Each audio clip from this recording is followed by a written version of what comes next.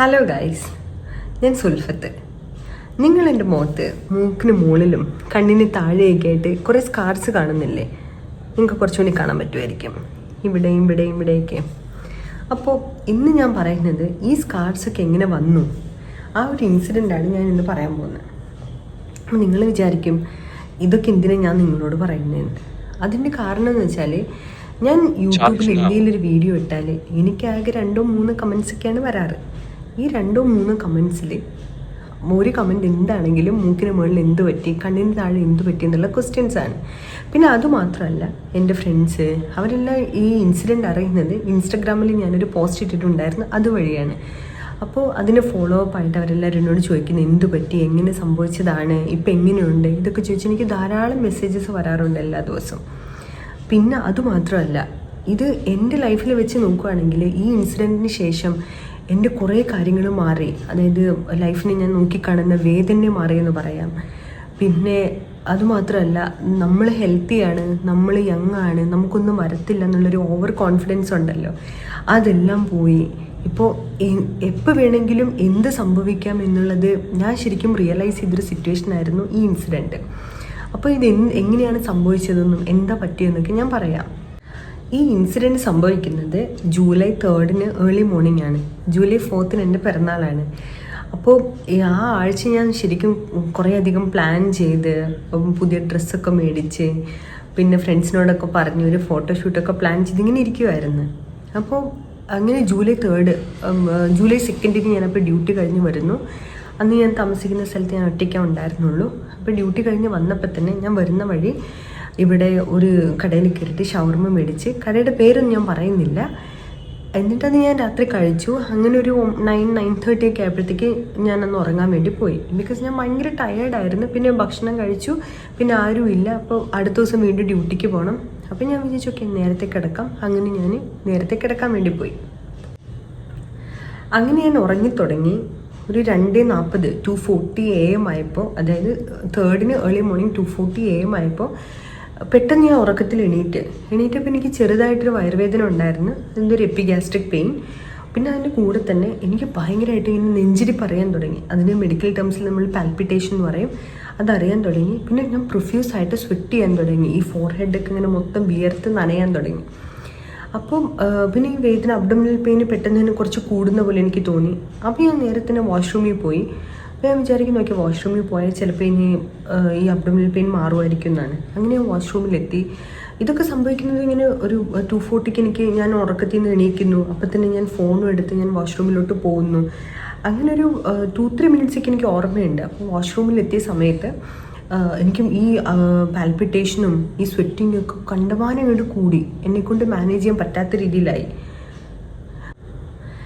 അങ്ങനെ ഞാൻ വാഷ്റൂമിൽ ചെന്ന സമയത്ത് എനിക്ക് ഭയങ്കരമായിട്ട് ദാഹിക്കാൻ തുടങ്ങി. അപ്പോൾ ദാഹിക്കാൻ തുടങ്ങിയപ്പോൾ എനിക്ക് വെള്ളം വേണം, പക്ഷെ എനിക്ക് എടുത്തുതരാൻ ആരുമില്ല, ഞാൻ ഒറ്റയ്ക്കാണെന്നുള്ളത്. അപ്പോൾ വെള്ളം വെച്ചിരിക്കുന്നത് ഹാളിലാണ്. ഹാൾ വരെ എനിക്ക് നടന്നു വരണം. പക്ഷെ അപ്പോൾ ഞാൻ പെട്ടെന്ന് എണീക്കാൻ നോക്കിയപ്പോൾ എനിക്ക് എണീക്കാൻ പറ്റുന്നില്ല. എനിക്ക് എന്തോ ഒരു ഭയങ്കര ഡിസോറിയൻറ്റേഷൻ കൈൻഡ് ഓഫ് ഫീലിങ്ങും പിന്നെ ഈ പാൽപിറ്റേഷനും സ്വെറ്റിങ്ങും ഒക്കെ ഭയങ്കരമായിട്ട് കൂടി. അബ്ഡോമിനൽ പെയിൻ ഭയങ്കര സിവിയറായിട്ട് ഇങ്ങനെ വരുന്നു. അതായത് ഒരു പെയിൻ ഇങ്ങനെ വരും, പിന്നെ അത് ഭയങ്കരമായിട്ട് കൂടും. അങ്ങനെ എനിക്ക് പറ്റുന്നില്ല. അതിൽ ഞാൻ വാഷ്റൂമിൽ നിന്ന് തന്നെ കുറച്ച് വെള്ളം, വരുന്ന ടാപ്പിൽ നിന്ന് കുറച്ച് വെള്ളം എടുത്തിട്ട് ഞാനത് കുടിച്ച്, അവിടെ ഇരുന്ന് തന്നെ ഞാൻ കുടിച്ച്. പിന്നെ എനിക്കിങ്ങനെ വിയർത്തപ്പോൾ എനിക്ക് എക്സോസ്റ്റ് ഇടണമായിരുന്നു. അപ്പോൾ എക്സോസ്റ്റ് ഇടാൻ വേണ്ടി ഞാൻ എണീറ്റു. പക്ഷേ ഞാൻ ഇട്ടത് ഹീറ്ററിൻ്റെ സ്വിച്ചാണ്. അപ്പോഴും എനിക്ക് ആ ഒരു ഡിസോറിയൻറ്റേഷൻ എനിക്ക് മനസ്സിലാവുന്നുണ്ട്. ഇടയ്ക്ക് ഞാൻ ഡിസോറിയൻറ്റഡ് ആവും, പിന്നെ എനിക്ക് ബോധം വരും. അങ്ങനത്തെ ഒരു സ്റ്റേറ്റിലായിരുന്നു ഞാൻ. അത് കഴിഞ്ഞ് പിന്നെ എന്താ സംഭവിച്ചതെന്ന് എനിക്ക് ഓർമ്മയില്ല. പിന്നെ എനിക്ക് ബോധം വരുമ്പോൾ സമയം ഏകദേശം ഒരു 2:50 ഒക്കെ ആയിട്ടുണ്ട്. അപ്പോൾ ഈ ബോധം വരുന്ന സമയത്ത് ഞാൻ കാണുന്നത് എന്ന് വെച്ചാൽ ഞാനിങ്ങനെ വാഷ്റൂമിൽ തറയിൽ പ്രോൺ പൊസിഷൻ, അതായത് തല ഇങ്ങനെ താഴെയായിട്ട് ഞാൻ വീണ് കിടക്കുന്നത്. അപ്പം എൻ്റെ ഒരു കയ്യിൽ കപ്പുണ്ട്, പിന്നെ ഒരു കാല് ഒരു ബക്കറ്റ്, ബാത്റൂമിലെ ബക്കറ്റുണ്ട്, അപ്പോൾ അതിൻ്റെ മുകളിലോട്ട് ഇങ്ങനെ ആയിട്ടുണ്ട്. പിന്നെ ഞാൻ തല പൊക്കി നോക്കുമ്പോൾ ഞാൻ കാണുന്നത് എൻ്റെ ചുറ്റും കുറേ ബ്ലഡ് ഇങ്ങനെ സ്പില്ലായിട്ട് കിടക്കുന്നത്. അപ്പോൾ എനിക്ക് മനസ്സിലായി എവിടെയോ പൊട്ടിയിട്ടുണ്ട്, എന്തോ ബ്ലീഡായിട്ടുണ്ടെന്ന്. പക്ഷേ എനിക്ക് ആ സിറ്റുവേഷൻ അസസ് ചെയ്യാൻ എനിക്ക് 10 മിനിറ്റ് എടുത്തു. അപ്പം ഞാൻ ഏകദേശം ഒരു 10 മിനിറ്റ് ഞാൻ അവിടെ ഇരുന്ന്, ഒരു 5-10 മിനിറ്റ് ഞാൻ ഇരുന്ന് കാണണം. എന്നിട്ട് ഞാൻ ഇരുന്നിട്ട് അപ്പോൾ ഈ ബോധം വന്നപ്പോൾ ഞാനിങ്ങനെ കുറച്ച് സമയം എടുത്തിട്ടാണെങ്കിലും ഞാൻ മനസ്സിലാക്കുവാണ് ഞാൻ ഒറ്റയ്ക്കാണ്, എനിക്ക് എന്തോ സംഭവിച്ചിട്ടുണ്ട്, എനിക്ക് എന്താ സംഭവിച്ചെന്ന് അറിയത്തില്ല. അപ്പോൾ ഈ സിറ്റുവേഷൻ എങ്ങനെയെങ്കിലും നന്നായിട്ട് ഹാൻഡിൽ ചെയ്യണം എന്ന് മാത്രമേ, എന്ന് വെച്ചാൽ നാളെ നേരം വെളുക്കണമല്ലോ, എന്നിട്ട് മാത്രമല്ലേ ഹോസ്പിറ്റലിൽ പോകാൻ പറ്റത്തുള്ളൂ. ഇതാണ് അപ്പോൾ ഞാൻ വിചാരിക്കുന്നത്. അങ്ങനെ ഞാൻ ബാത്റൂമിൽ നിന്ന് ഞാൻ ഇങ്ങനെ ആ തറയിൽ വീണ് അവിടെ നിന്ന് തന്നെ എണീറ്റിട്ട് ഇങ്ങനെ ഇരുന്നു. എന്നിട്ട് എണീറ്റിരുന്ന് ഞാൻ സിറ്റുവേഷൻ മൊത്തം ഇങ്ങനെ നോക്കി, എന്താണ് സംഭവിച്ചിരിക്കുന്നത്, എവിടെയൊക്കെ പൊട്ടിയിട്ടുണ്ട്, എന്തൊക്കെ കേടുപാടുണ്ടായെന്ന് നോക്കി. അങ്ങനെ ഞാൻ നോക്കുമ്പോൾ ഞാൻ ഇട്ടേക്കുന്ന സ്ലിപ്പിൽ മൊത്തം ഇങ്ങനെ ബ്ലഡ് വരുന്നുണ്ട്. പിന്നെ അത് ഭയങ്കരമായിട്ട് വിയർത്തിട്ടുണ്ട്.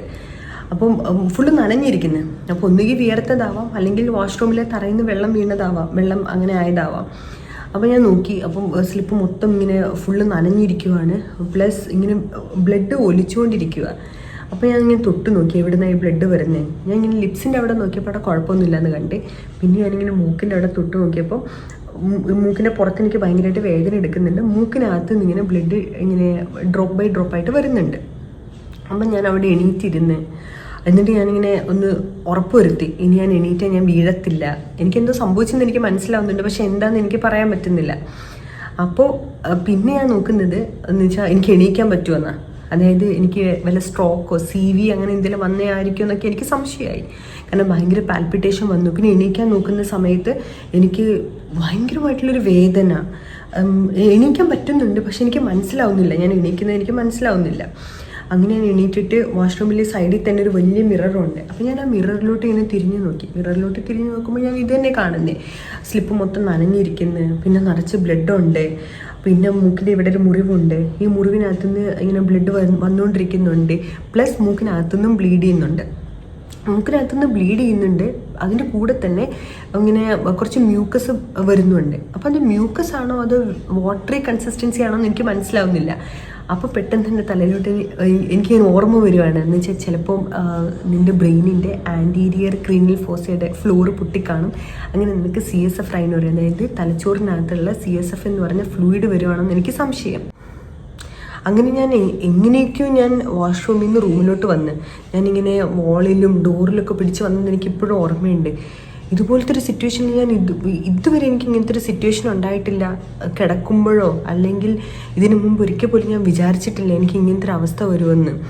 അപ്പോൾ എനിക്ക് മനസ്സിലായി എനിക്കെന്തോ കാര്യമായിട്ട് സംഭവിച്ചിട്ടുണ്ടെന്ന് എനിക്ക് മനസ്സിലായി. എനിക്കെന്തോ സംഭവിക്കുകയാണെന്നാണ് എനിക്ക് തോന്നുന്നത്. അപ്പം ഞാൻ വിചാരിക്കുന്ന 2 കാര്യങ്ങൾ, ഒന്നുകിൽ സ്ട്രോക്ക് ആവാം, അല്ലാന്നുണ്ടെങ്കിൽ അതായത് ഒരു ഭാഗം തളരുന്ന പക്ഷാഘാതം പോലെ എന്തെങ്കിലും വരുമായിരിക്കാം, അല്ലെങ്കിൽ രണ്ടാമത്തേത് എനിക്കൊരു അറ്റാക്ക് MI വരുവാണെന്നാണ് ഞാൻ വിചാരിക്കുന്നത്, ഒരു കാർഡിയക് അറസ്റ്റ് പോലെ എന്തെങ്കിലും വരുവാന്ന്. അപ്പം എനിക്ക് ആ കൂടി പേടിയായി. പക്ഷെ എനിക്കറിയാം ഞാൻ ഒറ്റയ്ക്കേ ഉള്ളൂ, ഈ സിറ്റുവേഷൻ എങ്ങനെയെങ്കിലും മാനേജ് ചെയ്യണം. അങ്ങനെ ഞാൻ എങ്ങനെയൊക്കെയോ ബെഡിലോട്ട് വന്ന് കിടന്നിട്ട് ഞാൻ ഫസ്റ്റ് എന്നെ വീട്ടിലോട്ട് വിളിച്ച് ഞാൻ കാര്യം ഇങ്ങനെ പറഞ്ഞ് എന്തോ സംഭവിച്ചു, എന്താണെന്ന് എനിക്ക് മനസ്സിലാവുന്നില്ല എന്ന് പറഞ്ഞ് ഞാൻ വീഡിയോ കോൾ ഓൺ ചെയ്ത് വെച്ച്. ബിക്കോസ് ഇനി എനിക്ക് എന്തെങ്കിലും വന്നു കഴിഞ്ഞാൽ ഇത് കാണണമല്ലോ, അതിന് വേണ്ടിയിട്ട് ഞാൻ അങ്ങനെ ചെയ്ത്. അത് കഴിഞ്ഞ് ഞാൻ കിടന്നിട്ട് കുറച്ച് സമയം കഴിഞ്ഞപ്പോൾ എനിക്ക് വീണ്ടും അതുപോലെ തന്നെ വരുന്നു, ഭയങ്കരമായിട്ട് സ്വെറ്റ് ചെയ്യുന്നു, വീണ്ടും പാൽപിറ്റേഷൻ വരുന്നു, എന്താണെന്ന് എനിക്ക് പറയാൻ പറ്റാത്തൊരു ഫീലിംഗ് എനിക്ക് വരുന്നു. അപ്പോൾ എനിക്ക് ഉറപ്പായി ഒന്നുകിൽ എനിക്ക് കാർഡിയക് അറസ്റ്റ് അല്ലെങ്കിൽ എനിക്ക് സ്ട്രോക്ക് വരുവാന്നാണ് ഞാൻ അപ്പോഴും വിചാരിക്കുന്നത്.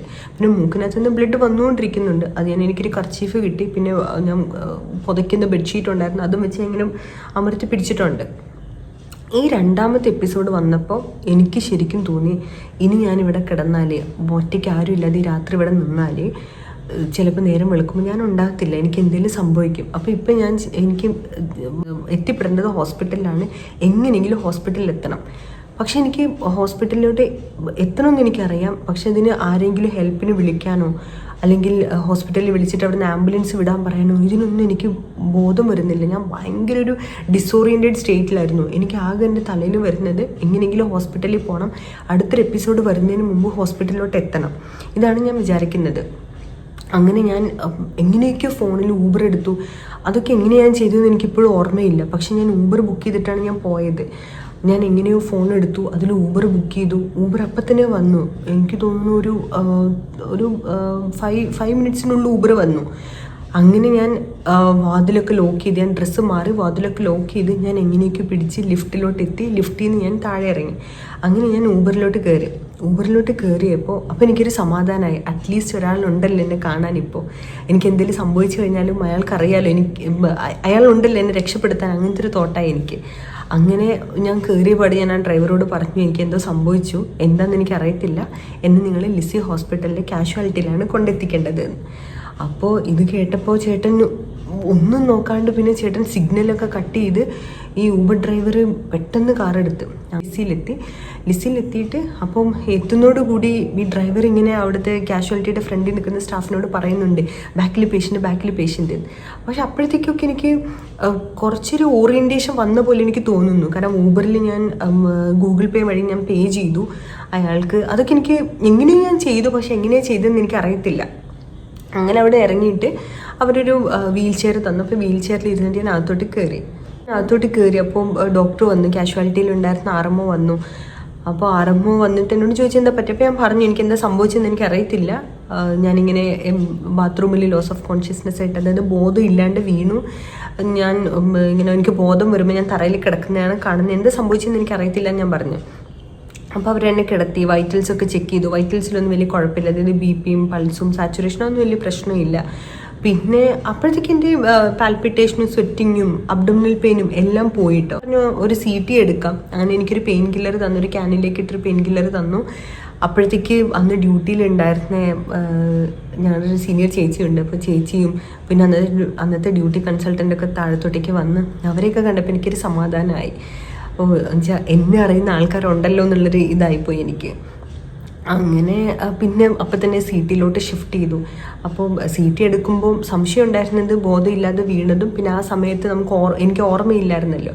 അപ്പോൾ അത് കാരണം ഇനിയിപ്പം ബ്രെയിനിൽ എവിടെയെങ്കിലും, അതായത് ക്രീനിയൽ ക്യാവിറ്റിയിൽ എവിടെയെങ്കിലും ബ്ലീഡ് ഉണ്ടോ എന്നാണ് അറിയേണ്ടിയിരുന്നത്. അപ്പോൾ നേരെ CTയിലെടുത്തപ്പോൾ ബ്രെയിനിൽ ബ്ലീഡൊന്നുമില്ല, ബ്രെയിനിൽ കാര്യമായിട്ട് പ്രശ്നങ്ങളൊന്നുമില്ല. പിന്നെ ഉള്ളത് നേസൽ ബോൺ ഫ്രാക്ചറായി. അപ്പോൾ അന്ന് പറ്റിയ മുറിവാണിത്. അന്ന് നേസൽ ബോൺ ഫ്രാക്ചറായി. ഇപ്പോൾ ഒരു സൈഡിൽ മൈൽഡ്ലി ഡിസ്പ്ലേസ്ഡ് ആയിട്ടുള്ളൊരു ഫ്രാക്ചറും ഉണ്ട്, മറ്റേ സൈഡിൽ ഒരു നോൺ ഡിസ്പ്ലേസ്ഡ് ആയിട്ടുള്ള ഫ്രാക്ചറും ഉണ്ട്. പിന്നെ അന്ന് ആ സമയത്ത് അകത്ത് കുറച്ച് ബ്ലീഡിങ് ഒക്കെ ഉണ്ടായി കാണില്ലേ, കാപ്പിലറീസൊക്കെ റപ്ചർ പൊട്ടിയിട്ട്. അപ്പോൾ ആ ബ്ലഡ് ഇങ്ങനെ സീപ്പ് ചെയ്ത് കണ്ണിൻ്റെ താഴത്തോട്ടേക്ക് വന്ന് അങ്ങനെ ഇവിടെ മൊത്തം നല്ല പാടായിരുന്നു. അങ്ങനെ എൻ്റെ ബർത്ത്ഡേക്ക് ഞാനിങ്ങനെ ഫോട്ടോഷൂട്ട് നടത്തണം, അവിടെ പോകണം ഇവിടെ പോകണം, ഇങ്ങനെയൊക്കെ നമുക്ക് സെലിബ്രേറ്റ് ചെയ്യണം എന്നൊക്കെ പ്ലാൻ ചെയ്ത് അതെല്ലാം ഒരു ദിവസം കൊണ്ട് ഒരു സെക്കൻഡ് കൊണ്ട് ഇതെല്ലാം മാറി മറിഞ്ഞ്.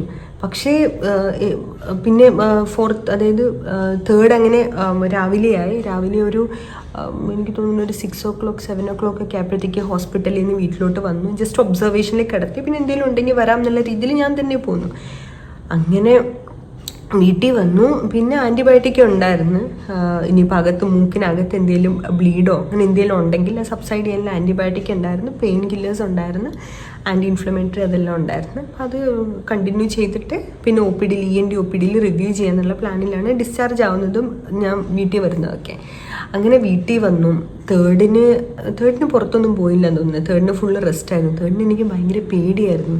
എന്നുവെച്ചാൽ അപ്പം നമ്മൾ വിചാരിക്കത്തില്ലേ നമുക്ക് ഇത്ര ചെറിയ പ്രായമാണ്, അല്ലെങ്കിൽ നമ്മൾ ഭയങ്കര ഹെൽത്തിയാണ്, നമുക്ക് അസുഖങ്ങളൊന്നുമില്ല, നമ്മൾ മരുന്നൊന്നും കഴിക്കുന്നില്ല, അപ്പം നമുക്കൊന്നും സംഭവിക്കത്തില്ല, അങ്ങനെയൊക്കെ നമ്മൾ എപ്പോഴും വിചാരിക്കത്തില്ല. ഞാൻ അങ്ങനെയൊക്കെ വിചാരിക്കുമായിരുന്നു. അതായത് ഇപ്പം എൻ്റെ ഒരു കാര്യം പറയുകയാണെന്നുണ്ടെങ്കിൽ എനിക്ക് ഭാവിയിൽ ഇവിടെയൊക്കെ പോകണം, അല്ലെങ്കിൽ ഇങ്ങനെയൊക്കെ ചെയ്യണം, അല്ലെങ്കിൽ ഇനി അടുത്ത കോഴ്സ് പഠിക്കാൻ പോകണം, ഈ ഫെലോഷിപ്പ് എടുക്കണം, ആ DM എടുക്കണം, ഇങ്ങനെയൊക്കെ കുറേ തോട്ട്സും കുറേ പ്ലാനിങ്സും ഉള്ള ഒരാളാണ് ഞാൻ.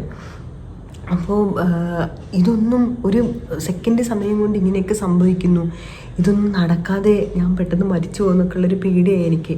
അങ്ങനെ തേർഡ് മൊത്തം ഞാനിങ്ങനെ പേടിച്ച് ഇരിക്കുമായിരുന്നു. എന്താണ് എനിക്ക് സംഭവിച്ചേ, എന്തെങ്കിലും പ്രശ്നമുണ്ടോ, ഇനി ഇപ്പം ബ്രെയിനിനകത്ത് എന്തെങ്കിലും ഉണ്ടോ, അതായത് തലയിൽ എന്തെങ്കിലും വേറെ അസുഖങ്ങൾ വല്ലതും ഉണ്ടോ, അല്ലെങ്കിൽ ഹാർട്ടിന് എന്തെങ്കിലും സംഭവിക്കുന്നുണ്ടോ, അങ്ങനെയൊക്കെ എനിക്ക് ഭയങ്കര സംശയമായിരുന്നു. പക്ഷെ നമ്മൾ ഇവാലുവേറ്റ് ചെയ്ത് വേറെ പ്രശ്നങ്ങളൊന്നുമില്ല, പഠിച്ചവൻ സഹായിച്ച്. പക്ഷേ ഈ ഇൻസിഡൻറ്റ് കഴിഞ്ഞപ്പോൾ എനിക്ക് എന്താണ് മനസ്സിലായെന്ന് വെച്ചാൽ, നമ്മൾ വിചാരിക്കുന്ന പോലെയൊന്നും ആയിരിക്കത്തില്ല ദൈവം നമുക്ക് തീരുമാനിച്ചിരിക്കുന്നത്. അപ്പോൾ എനിക്ക് നിങ്ങളോട് എല്ലാവരോടും പറയാനുള്ളത്, അല്ലെങ്കിൽ എനിക്ക് എന്നോട് തന്നെ പറയാനുള്ളത്, ഇഷ്ടമുള്ള കാര്യങ്ങൾ ഇപ്പം തന്നെ ചെയ്യുക. നിങ്ങൾക്ക് എവിടെയെങ്കിലും പോകണമെന്നുണ്ടെങ്കിൽ, ഇപ്പോൾ നല്ല ബിസി ഷെഡ്യൂളൊക്കെ ആണെങ്കിലും എങ്ങനെയെങ്കിലും ഡ്യൂട്ടി അഡ്ജസ്റ്റ് ചെയ്തിട്ടോ ലീവ് എടുത്തിട്ടോ ആ സ്ഥലത്ത് പോവുക, അവിടെ കാണുക, എക്സ്പ്ലോർ ചെയ്യുക. അല്ലെങ്കിൽ നിങ്ങൾക്ക് ആരോടെങ്കിലും എന്തെങ്കിലും പറയാനുണ്ടെങ്കിൽ ഇപ്പം തന്നെ പറയാം. ഇപ്പോൾ പറയാന്നുള്ളതാണ് ലാസ്റ്റ് ചാൻസ്. ഇനി ചിലപ്പോൾ നാളെ നമുക്ക് കിട്ടിയെന്ന് വരത്തില്ല.